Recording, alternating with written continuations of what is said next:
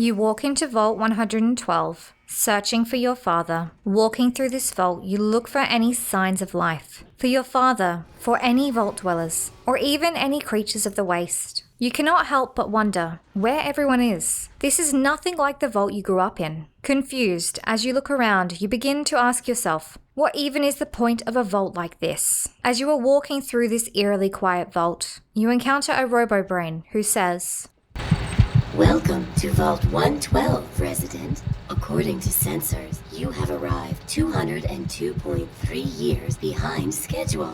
Hello and welcome to Anatomy of Fiction. Today we are going to go over Vault 112, the vault that houses the simulation. Before we get into the simulation experiment inside of the vault, we should go over the history of Vault 112. We begin in November 2068, as this is when we would first start the construction of Vault 112. You might say that the appearance of this vault is slightly different to the other vaults spread throughout the former United States of America. As the housing facilities, well, they aren't exactly full rooms with an ensuite. No, they are pods or capsules that just have enough room for one. The construction of this vault would be completed in June 2074, ready for the occupants to come in case of nuclear war. However, this vault actually had occupants come in early 2075, before the bombs ever dropped. We know this as the RoboBrain claims we are 202.3 years late. In 2277, the father of the main character would arrive at Vault 112 in search of the notes of Dr. Stanislaus Brown. Also in 2277, this is when the Lone Wanderer, which is the main character you play as in the game, arrives, whilst looking for their father. This is where the main character would enter the simulation. This is also the same year that the experiment would be shut down, due to, of course, the Lone Wanderer's meddling, with the help of the only aware member of the Vault. Now, let's move on to the experiment of Vault 112. You'll find that this is actually one of the few that does not greet you with hostile creatures or hostile vault dwellers. Perhaps one of the reasons why Tranquility Lane suits the vault. This version of the simulation is known as Tranquility Lane, as it mimics the white picket fence, perfect American family dream.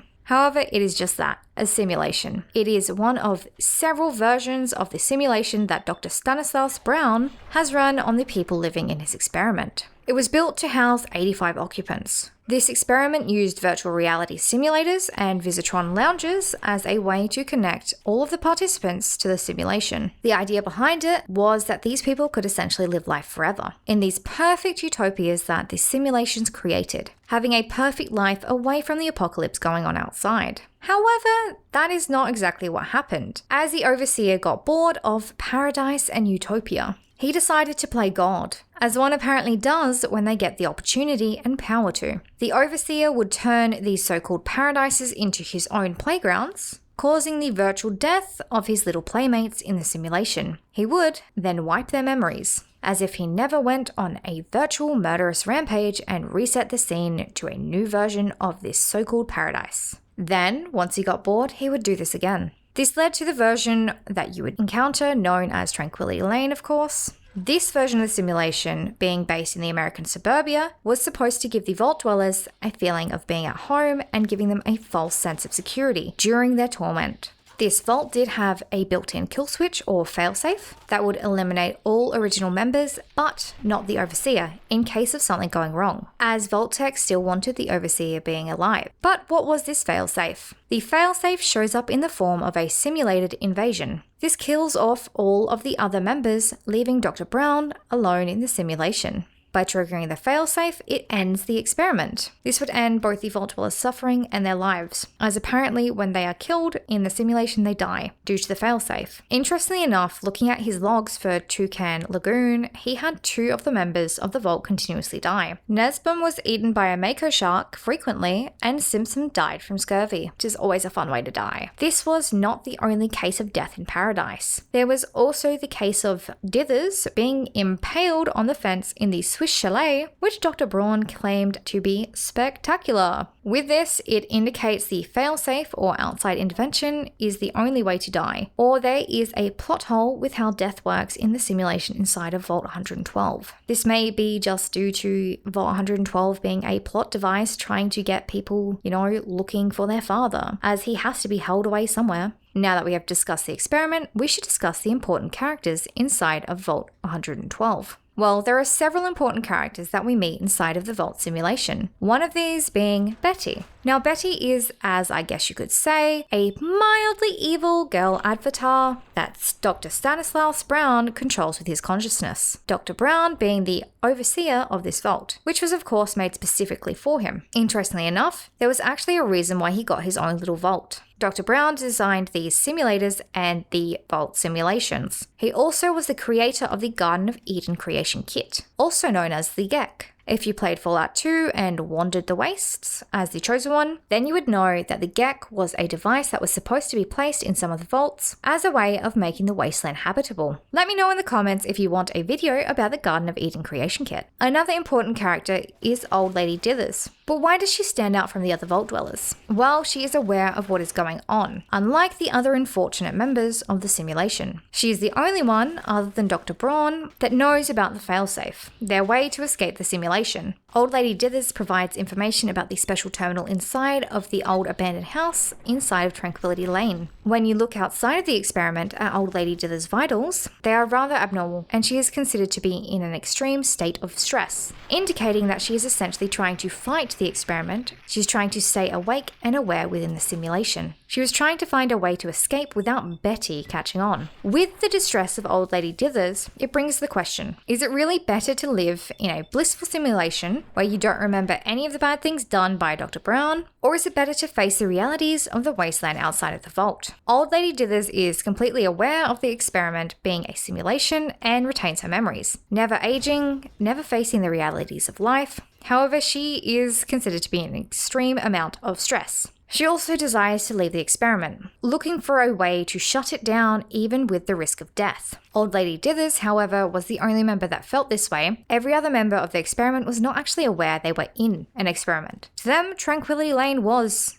home. It was not an experiment. This was American suburbia. This was their paradise. There was no burdens from work. There was no burdens from, the apocalypse going on outside. This was just their blissful unawareness. All other members of the simulation had their memories wiped, so they had no recollection of the previous simulations or of Dr. Brown's behavior. Often these vault members were reliving the same experiences for the entertainment of Dr. Brown. So would it really be better to escape the apocalypse through a simulated utopia? Or is it better to face these issues head on? Let me know your opinions. But anyway, moving on. There is also the dog named Doc. If you looked at the simulation pods, none of these pods contained a dog. So who actually was this dog? Well, it was the main character's father. He had originally come here hoping to find information about the GECKs. He came here hoping to find holotapes or notes that would support Project Purity. He had assumed, based on the very limited information he had about Vault 112, that this was the vault that Dr. Brown, the creator of the GECK, had lived and died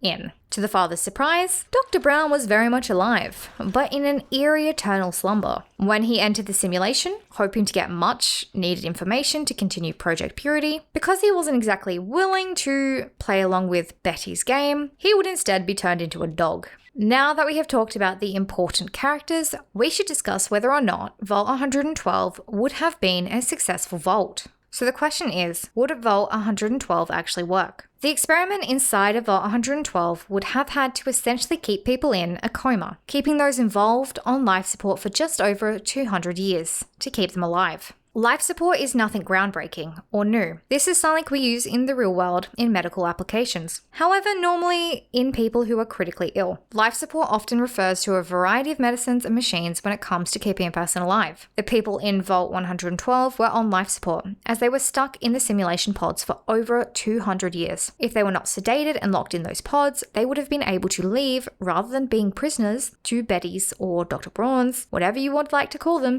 games. Life support would have been used to keep the vault dwellers alive for those 200 years. The life support most likely used would have been ventilators, some form of liquid nutrition, likely something like TPN, which is where the food is given through a vein, as there was no part of the simulation where you saw someone just pause, leave their body, and go eat a sandwich outside of the simulation. These vault dwellers would have been completely dependent on the simulation pods for life, losing all of their basic functions. So the characters who were part of the simulation or dying as the simulation ended is accurate for several reasons. reasons. For starters, these characters were over 200 years old. There was also the prolonged usage of life support machines and techniques, as mentioned before. With prolonged usage of various forms of life support, this can lead to various negative side effects. These would include their muscles wasting away, as they would not have been getting up and walking around outside of the simulation. So if they even had survived, they would have needed much rehabilitation and would have to learn to move again. You'd even have to learn to eat again because you're not even using your face when you're just zoned out, staring at a screen, just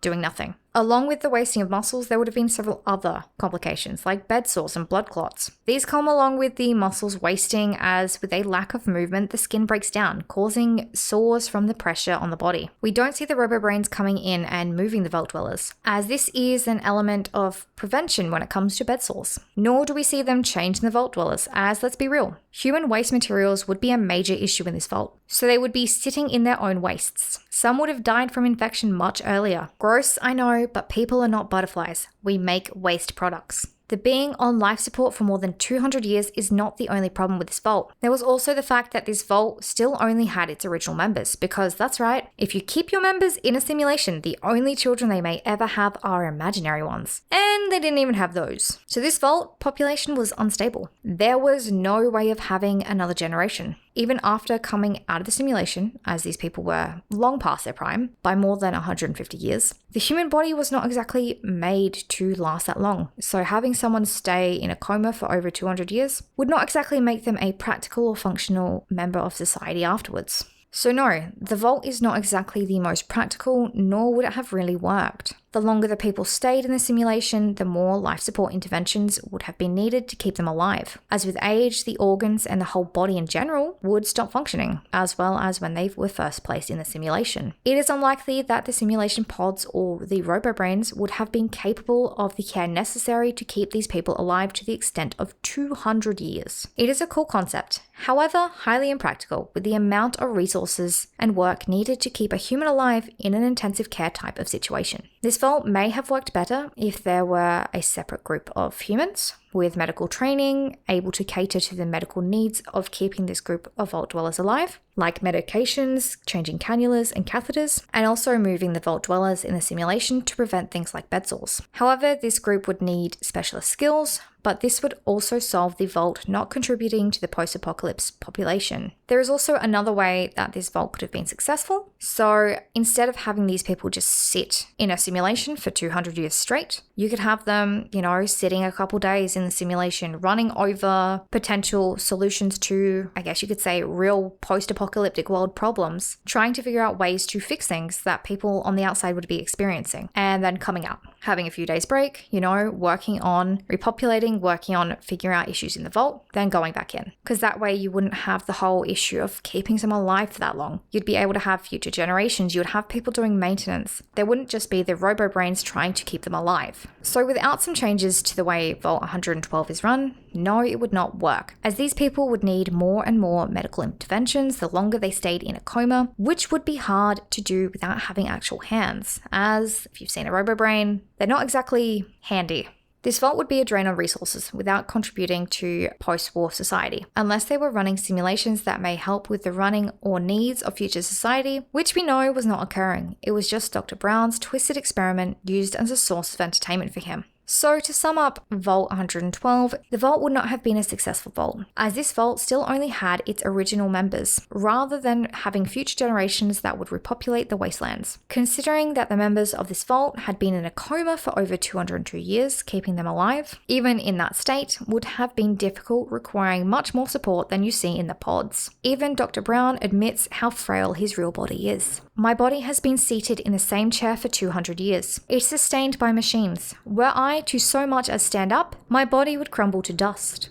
With this vault, it was not made for people to survive and leave. This would have been just a fake utopia that would have drained resources, with those involved needing more and more medical interventions to stay alive. Eventually, with the lack of these medications and tools being produced, if the Lone Wanderer did not end the simulation, it would have ended due to a lack of medical supplies. One of the main goals of building the vaults was to provide a future population for the wasteland that was not affected by the war. However, this vault does not do so. Instead, it was a drain on resources created for the enjoyment of a scientist working for Vault Tech. But is this the worst vault out there for population sustainability and practicality? In some ways, yes, but in other ways, no. There were other vaults which would not have a reproducing population, but dealt with it in other ways. For example, Vault 108. This vault was filled with clones who got rid of any non-clone members of the vault, which would not have made this a really successful vault considering the members were hostile to anything and everything that wasn't another copy of them. They were also all male, all the exact same male. Last time I checked, that won't increase the population. Instead, it would actually decrease the population, because I don't see Gary making any baby Garys. There is also Vault 111. This is the cryo-freezing vault, where the majority of the members are frozen in time, preserved to their few seconds before disaster status, unable to interact and increase the population. This vault would have been very difficult to maintain due to the requirements of cryo-freezing. So Vault 112 is not the only vault that is problematic in terms of practicality. If you'd like me to go through either of those vaults, let me know in the comments below. Now that we know the story behind Vault 112, let me know in the comments, would you stay in the simulation or would you shut it down? If you like this video, then you'll probably enjoy this video. It is about the crime families of Fallout 2.